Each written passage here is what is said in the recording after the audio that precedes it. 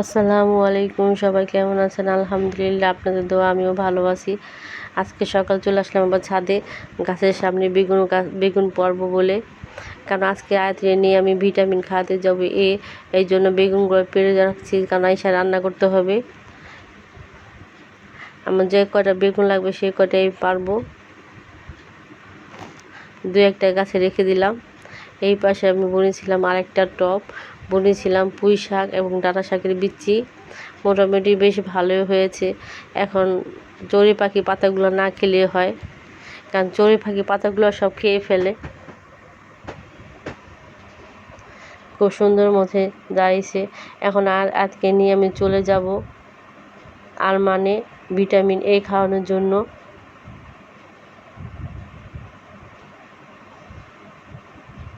খুব সুন্দর হয়েছে গাছগুলা।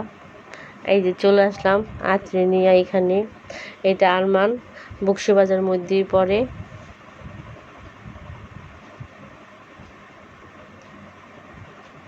আজকে ভিটামিন এ খাওয়াবে বলে বাচ্চাদের ভিড়, সব মারা বাবারা বাচ্চারা নিয়ে হাজির। এই জন্য সিরিয়ালও অনেক লম্বা। এই পাশে অনেক সুন্দর বাগানের মতো আছে, বাচ্চাদের খেলার জায়গা, খেলতে পারে। এখানে এসে অনেক একটা সুন্দর ফুল ফুটে আছে। এই যে এই পাশটা পুরাই বাগানের মতো, বাচ্চাদের খেলার জন্য। এটা কিন্তু বকশীবাজার মধ্যে পড়ে।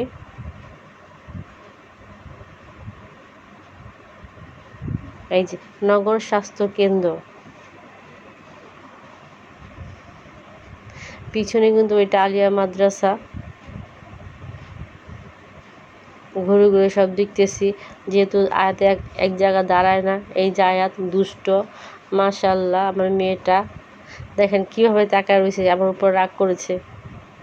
কারণ হাত ধরে রাখি বলে সে রাগ করে, সে তার মতো হাঁটবে।